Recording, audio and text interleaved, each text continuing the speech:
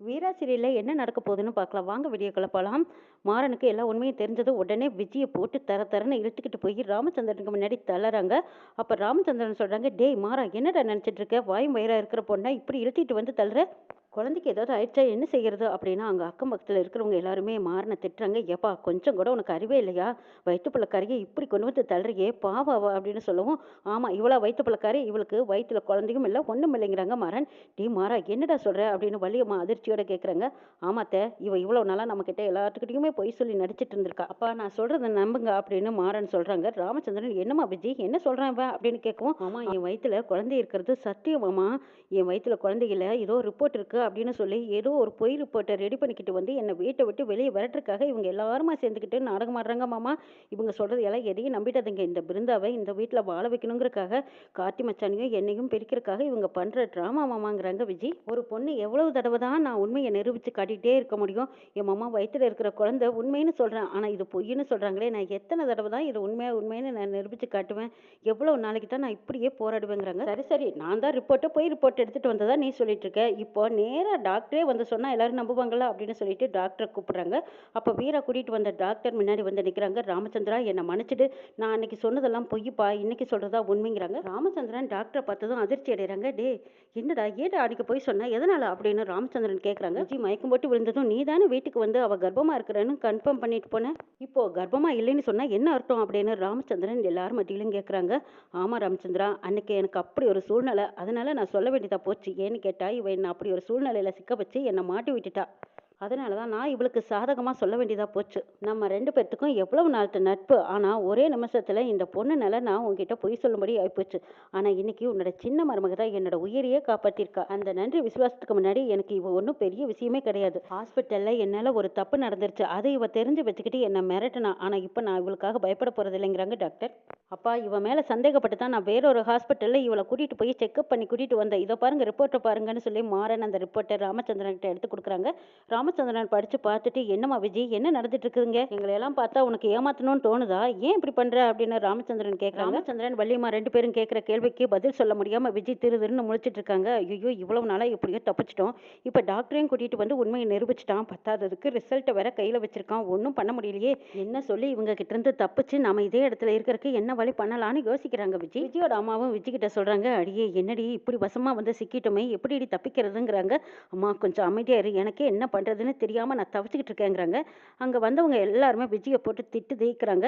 "ஏண்டி, நீ எல்லாம் ஒரு பொண்ணா? இந்த விஷயத்துல பொய் சொல்லக்கூடாதோ, அப்படி ஒரு விஷயத்துல நீ பொய் சொல்லி இப்படி ராமச்சந்திரனை ஏமாத்துறதுக்கு உனக்கு எப்படிதான் மனசு வந்ததோ? காட்டி மாதிரி ஒரு நல்ல பையனை இப்படி ஏமாத்திட்டியே. பாவம் அந்த பொண்ணு பிருந்தா, அவ வாழ்க்கையும் சேர்த்து கெடுத்துட்டியேடி. என்னம்மா டிராமா பண்ணி நலங்கு வைக்கணும்னு சொல்லி இப்படி நலங்கு வைக்கும்போது பாவம் பிருந்தாவோட அம்மாவை எப்படி எல்லாம் கேட்டுட்டா. அந்த அம்மா மனசு நொந்து போய் வெளியில போனாங்க.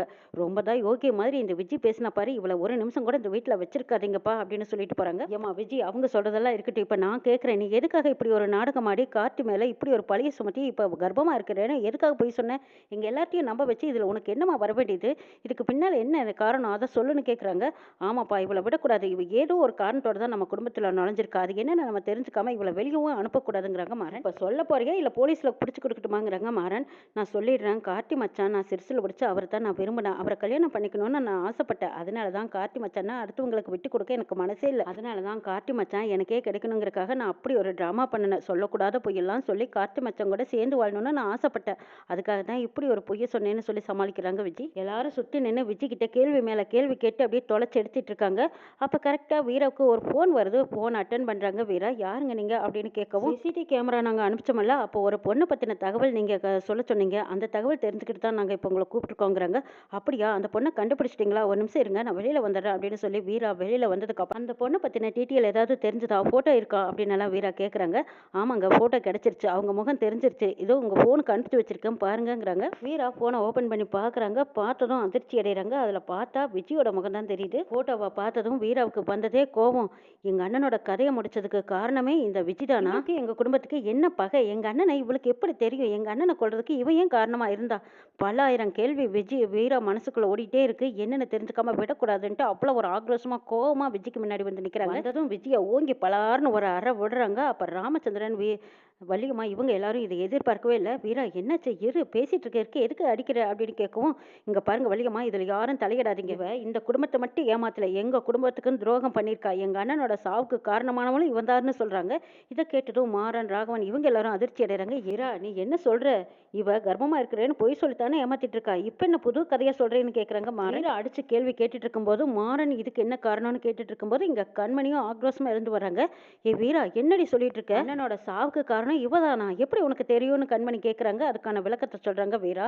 இவள பத்தின முன் விவரம் எனக்கு ஏற்கனவே தெரியும். ஆனா இவ முதுகு பின்னாடி தான் நான் பார்த்துருக்கேனே தவிர முகத்த பார்க்கல. இப்பதான் எனக்கு சிசிடிவி ஃபுட்டேஜ் மூலமா அவங்க தான் கண்டுபிடிச்சு ஆஃபீஸ்லேருந்து எனக்கு அனுப்பியிருக்காங்க. இதோ பாருங்க அப்படின்னு சொல்லிட்டு அந்த விஜயோட முகத்த காட்டுறாங்க. முன்னாடியே சிசிடிவி ஃபுட்டேஜ் உங்ககிட்ட இருக்கா அப்படின்னு மாறன் தெளிவா கேட்குறாங்க. ஆமா இதுக்கு முன்னாடி என்கிட்ட இருக்கு. அது கூட காணாம போச்சு. இதை பத்தி நான் யாருக்கிட்டயுமே தெளிவா தெரிஞ்சுக்கிற வரைக்கும் சொல்லக்கூடாதுன்னு நினைச்சிருந்தேன். ஆனா இப்பதான் தெளிவா தெரிஞ்சு போச்சு. மாறன், ராகவன் 2 பேரும் வந்துட்டு இருக்கிற கார்ல பிரேக்கை கட் பண்ணி விட்டுருக்காங்க. அப்படி கட் பண்ணி விட்டதுனால தான் அது எங்க அண்ணன் ஆட்டோல வந்துட்டு இருக்கிறவங்க மேல போய் மோதிட்டாங்க. அதுக்கப்புறம் பார்த்தா எங்க அண்ணன் தான் இதுக்கு பலியாயிருக்காரு. அன்னைக்கே எனக்கு வீடியோ அனுப்பிச்சிட்டாங்க. இவ பிரேக் ஒயர் கட் பண்ணி விட்டுட்டு இருக்கா. அப்ப 2 ஆளுங்க தான் இவளுக்கு கீழே வேலை செஞ்சுட்டு இருக்காங்க. இவ முதுகு தெரிஞ்சதுனால இவ யாருன்னு எனக்கு தெரியாம போச்சு. அன்னைக்கே தெரிஞ்சிருந்தா இவளை நான் உண்டியலேன்னு பண்ணியிருப்பேன். ஆனா இப்பதான் இவளோட முகத்தையே தெளிவா அனுப்பிச்சிருக்காங்க. இவ தான் எங்க அண்ணனோட சாவுக்கு காரணம்னு வீரா அப்படியே ஆக்ரோஷமா கத்திக்கிட்டு சொல்றாங்க. இதை கேட்ட கண்மணி இன்னும் கோவத்துல கொந்தளிச்சு நிக்கிறாங்க. விஜய போய் பலார் பலார்னு அறையறாங்க. வீரா கண்மணி 2 பேரும் அடிச்சிட்டு இருக்கும்போது விஜய் வந்து ராமச்சந்திரன் கிட்ட கெஞ்சுறாங்க. இல்ல மாமா இவங்க அண்ணனெல்லாம் யாருன்னே எனக்கு தெரியாது. வீரா என்னை வீட்டை விட்டு வெளியே அனுப்புனங்கிறதுக்காக இப்படி ஒரு பழிய சொல்றாங்க. இதை நம்பாதீங்க மாமான்னு கெஞ்சிட்டு இருக்காங்க. விஜய் நீ நடிச்சதெல்லாம் போதும், மரியாதையா வெளியில போங்கிறாங்க. அதுக்கப்புறம் விஜயும் விஜயோட அம்மாவும் துணிஞ்சுக்கிறாங்க. அப்படி சாதாரணமா நாங்க வெளியே போக முடியாது. கார்த்தி மச்சான் என் கழுத்துல தாலி கட்டியிருக்காரு. நான் தான் மனைவி. ஊரறிய அக்னி சாட்சியா மண்டபத்துல எல்லாரும் முன்னாடியும் எனக்கு தாலி கட்டியிருக்காங்க. நான் தான் தாரம். அதனால நான் இந்த வீட்டை விட்டு வெளியே போக முடியாதுன்னு சொல்லி நிற்கிறாங்க. அப்படி நீங்க என்னை வெளியே அனுப்புறதா இருந்தா எனக்குன்னு 4 பேர் என் பக்கம் பேசுவாங்கல்ல. அப்படி நான் 4 பேர்த்த கூப்பிட்டு வச்சு பஞ்சாயத்துல உங்களை நிறுத்தி வச்சு தான் நியாயம் கேட்பேங்கிறாங்க விஜய். நீ எங்க வேணாலும் நியாயம் கேட்டுக்கோ. உன்னோட நியாயத்துக்கு நாங்க பதில் சொல்ல போறதா இல்லைங்கிறாங்க மாறன். சொல்லித்தான் ஆகணும் மச்சான். இந்த தாலிக்கு நீங்க பதில் சொல்லித்தான் ஆகணும் அப்படின்னு விஜய் கார்த்தி கட்டின தாலியை எடுத்து காட்டிட்டு இருக்காங்க. அப்ப கார்த்தி என்ன செய்யறதுனே புரியாம அந்த தாலியை அத்து விடுறதுக்காக வராங்க. மச்சான் நினைச்சா கட்டுவீங்க, நினைச்சா அத்துக்குவீங்களோ? இதுக்கு என்ன நாங்க உங்களுக்கு விளையாட்டு போமே நினைச்சீங்களா? இதுக்கு நீங்க குடும்பமே எனக்கு பதில் சொல்லித்தான் ஆகணும் அப்படின்னு சொல்லிட்டு விஜய் உடனே பஞ்சாயத்து கூட்டிடுறாங்க. பஞ்சாயத்துல ராமச்சந்திரன், வள்ளி 2 பேரும் என் காலில் விழுந்து மன்னிப்பு கேட்கணுங்கிறாங்க விஜய். அது மட்டும் நடக்காதுன்னு மாறன் திரும்பவும் விஜய் வந்து அடிக்க வராங்க. கொஞ்சம் பொறுமையாரு, அவன் இந்த வீட்டில் வாழணும்னு தானே கேட்குறா. அவ வரட்டும், அவளை எப்படி ஓட ஓட விரட்ட போறேன் பாருங்கிறாங்க வீரா. பஞ்சாயத்துல விஜய்க்கு ஆதரவா பேசுறாங்க. நான் அப்பா இல்லாத பொண்ணு அம்மா வச்சுக்கிட்டு நான் எப்படி எங்க போய் கஷ்டப்படுவேன்? நான் கொஞ்ச நாளைக்கு மாமா வீட்லயே இருந்துக்கிறேன் அப்படின்னு விஜய் கேட்குறாங்க. ஊர்க்காரங்களும் எல்லாருமா சேர்ந்து ராமச்சந்திரா நீ தான் பெரிய மனசு பண்ணி அந்த பொண்ணை எப்படியோ உங்க வீட்டில் சேர்த்துக்கணும். பாவம் அப்பா இல்லாத பொண்ணு எங்க போவா? இருந்தாலும் உன் பையன் அந்த பொண்ணு கழுத்துல தாலி கட்டிட்டான். ஏதோ ஒரு ஓரமா இருந்துட்டு போகட்டுமே.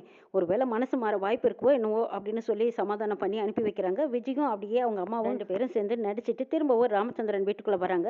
வெளியே விரட்டவும் முடியல, வேணும்னு சேர்த்துக்கவும் முடியல. என்னதான் பண்றதுன்னு தெரியலையே அப்படின்னு சொல்லிட்டு வள்ளியம்மா, ராமச்சந்திரன் எல்லாரும் மனநொந்து வராங்க. இங்க வீரா மட்டும் தைரியமா அவ வரட்டும், அவளுக்கு இருக்கு பாருங்க அப்படின்னு சொல்லிட்டு அவங்க தைரியமா இருக்காங்க. மாறன், வீரா 2 பேருமா சேர்ந்து எப்படி விஜயை வெளியே விரட்ட போறாங்க அப்படிங்கிறதையும் நாளை எபிசோட்ல பார்க்கலாம்.